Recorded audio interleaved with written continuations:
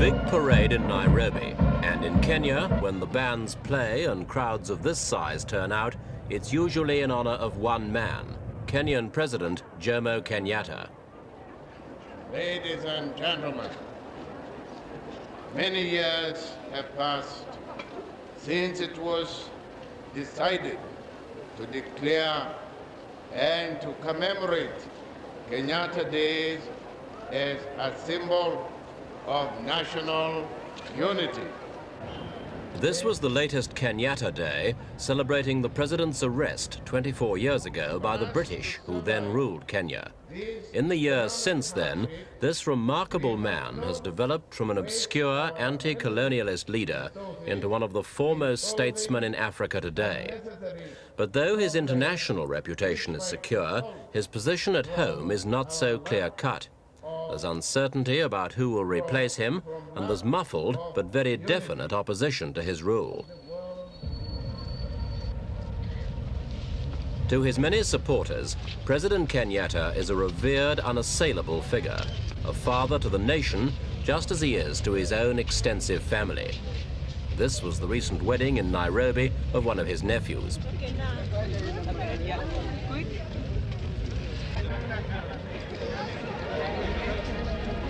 Kenyatta himself married 4 times and has 8 children. Multiplied by marriage and with fresh generations added, his family is now at the very center of Kenya's social and political structure. To his opponents, though, it's a clan, a tightly knit group which has carved out more than its fair share of Kenya's wealth and influence. The president's daughter, Margaret, occupies a crucial position as mayor of Nairobi. When a deputy recently challenged her re-election, he lost his party membership. The president's current wife, Mama Gaina, is widely believed to be one of the richest women in Kenya. It's all a very long way from the president's own beginnings, as a poor orphan boy whose education started here at the Church of Scotland Mission near Muruanga. In 5 years here, he became a Christian and learned to read and write. He was a sickly child, and while he was here, he underwent an operation on his spine, which probably saved his life. He later studied abroad and spent many years in England, marrying an English wife in 1943.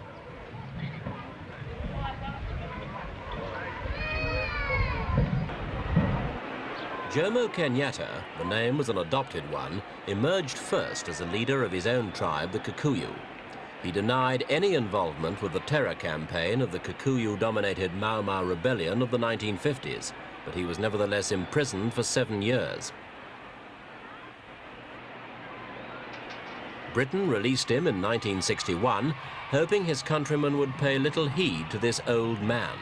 He was then over 70. But the wind of change was already blowing over Africa, and in 1963, the British withdrew completely from the former colony. When they did so, the man they left in power was Jomo Kenyatta, the country's first premier and already revered as the father of the nation.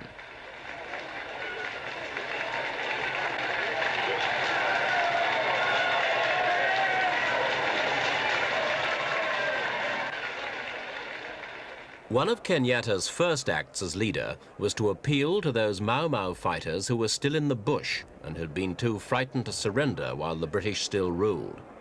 Kenyatta assured them he understood their grievances and would put them right. Most of those grievances concerned land.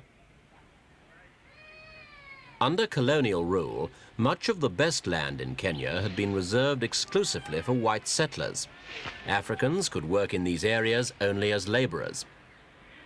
The Mau Mau rebellion began because Kikuyu militants saw themselves disinherited from their traditional tribal lands, and they directed their chief violence against those who had installed on those lands a little England of lush farms and large houses. In the last few years before independence, the colonial government began to admit Africans to the European areas. When Kenyatta came to power, he speeded up the process, though he didn't drive the Europeans out. Those who wanted to leave were bought out. and their estates divided into small plots and redistributed among landless Africans, many of them Kikuyus. The process is still going on, although there's a tendency now to turn the land over to African-run farming cooperatives. Agriculture is by far Kenya's biggest industry, providing most of the country's exports and employing 3/4 of the population. In trade, too, Kenyatta has moved to increase African participation. It began in 1969 when non-Kenyan traders, most of them Asians holding British passports, had their licenses withdrawn. It provoked a panic exodus of Asians, but those with Kenyan passports were allowed to stay in business. Last year, the policy was stepped up when foreign-owned companies were ordered to be sold to Africans. African businessmen now get loans to help them buy such companies, as well as priority over non-Kenyan competition for government contracts. Another government agency, meanwhile, concentrates on training Africans in a wide range of industrial skills. The declared aim is not simply to provide factory hands, but to promote a new class of African entrepreneurs. About 1/4 of the students now go into business on their own account after completing the courses.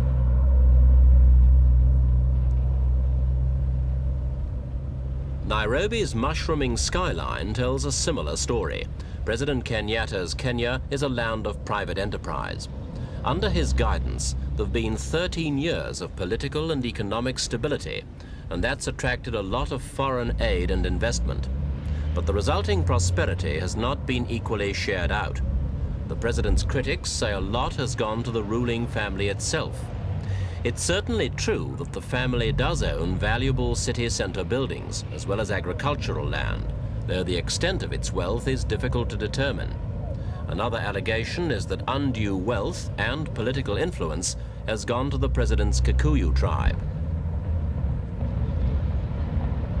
Kenya's inequalities are visible on the streets of the capital, but though the begging is relatively open, it's hardly of scandalous proportions. Poverty is widespread, though, and it can be seen cheek by jowl with Nairobi's expensive high-rise blocks. This is the other Nairobi of squalid shanties. It's populated mainly by people who've drifted in from the countryside in the hope of exchanging the back-breaking toil of subsistence agriculture for a well-paid city job. A few years ago, it was estimated that as many as 1/4 of the city's inhabitants lived in conditions like this.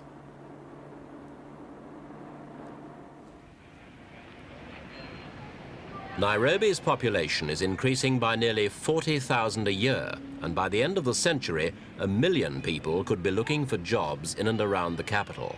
On current estimates, fewer than 2/3 will be able to find them. Unemployment has been a national problem for years.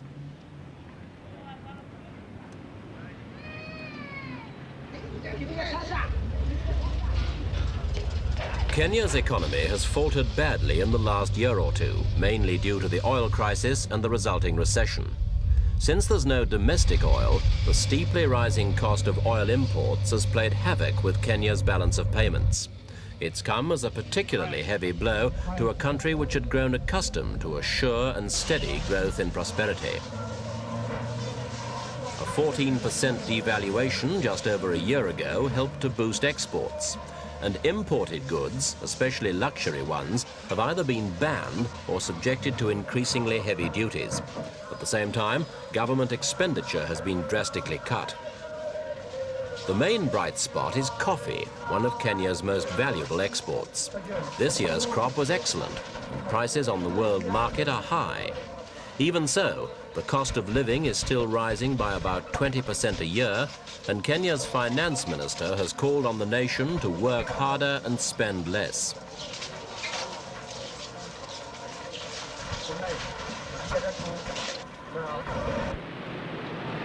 Another cause for optimism is the tourist industry. 1976 was probably the best year yet. The government's now set up a special department to improve wildlife conservation and persuade Kenyans to recognize its vital importance to the nation's economy.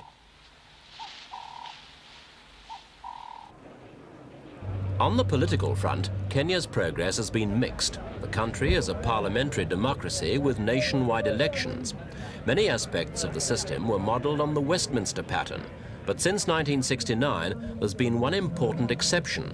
Only one political party is allowed, and that's KANU, the Kenyan African National Union, founded by President Kenyatta. The system has contributed a great deal to Kenya's political stability. But critics of the regime claim that it's only done this by stifling any real political opposition. Coupled with the allegations of Kikuyu favoritism, it's produced bitter resentment amongst some Kenyans who feel that the right to vote is not by itself any guarantee of democracy. It's certainly true that serious political opposition to Kenyatta has never been easy. Oginga Odinga was the country's first vice president and once a staunch colleague of Kenyatta. But in 1966 he resigned from the government and formed his own opposition party. It was banned and he and his supporters were imprisoned. Although he's now been released, his career as a national politician is at an end. Civil servants are now helpless prisoners. Tom Mboya was Kenya's brilliant Minister of Economic Development, who was tipped as a successor to Kenyatta himself. Like Odinga, he was a member of the Luo tribe, and his presence in the government did much to maintain tribal harmony. As long as he was there, most Luos felt they could trust the government despite its Kikuyu majority. But in 1969, Mboya was shot dead by a Kikuyu gunman. His death had a shattering impact on the nation, and the Luos especially felt betrayed and leaderless.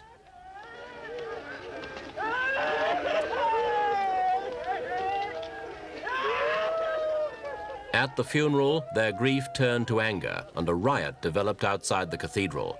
For a moment, it looked as if Kenya was heading towards the tribal conflict which many had predicted before independence.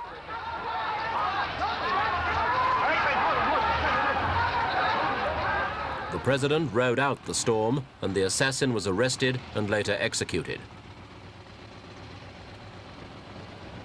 2 years ago, the murder of J.M. Kariuki raised an almost identical storm of protest. Kariuki, known to his friends and supporters simply as J.M., was a former private secretary of Kenyatta who had become a vocal critic of the government.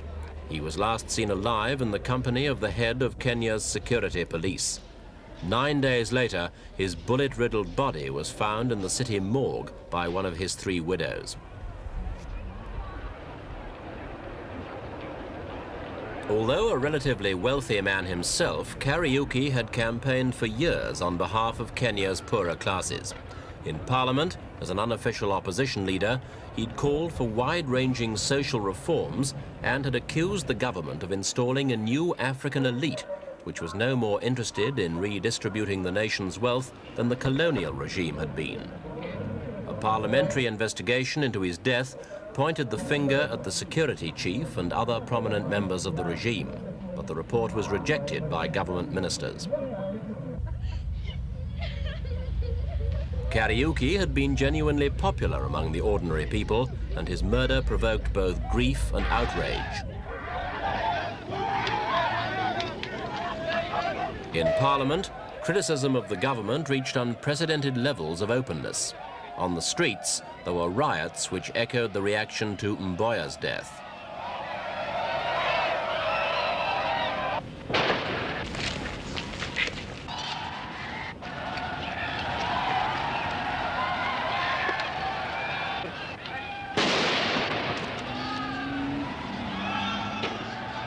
The riots, though, were soon quelled, and it wasn't long before Parliament was restored to its normal, respectful attitude.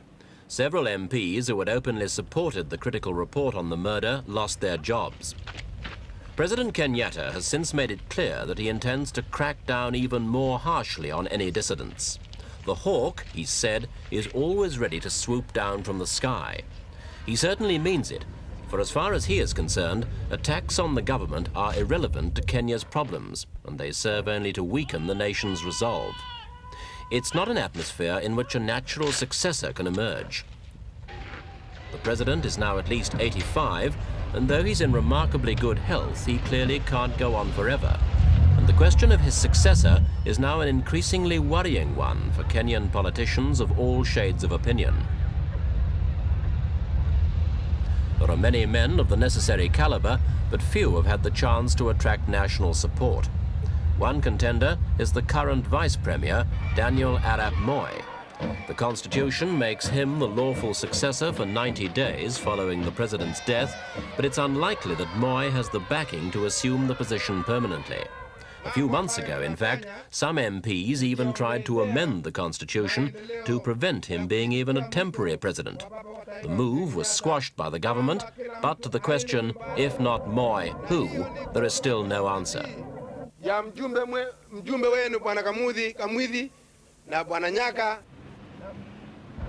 For the average Kenyan, the succession is less of a burning issue, overshadowed by the more immediate problems of the cost of living and so on. And in recent months, the external threat from Uganda has done much to unite the nation. But underneath, tribal tensions still run deep, and those tensions will certainly emerge in one form or another when the moment finally comes to choose someone to replace the country's first president. Whatever his critics may say, President Kenyatta has for the past 13 years stamped his image on Kenya in a way no other single man could have done. And yet, ironically, Kenya's greatest potential danger lies in precisely this close identity between man and nation, and in Kenyatta's own determination to remain the apparently ageless father of his people.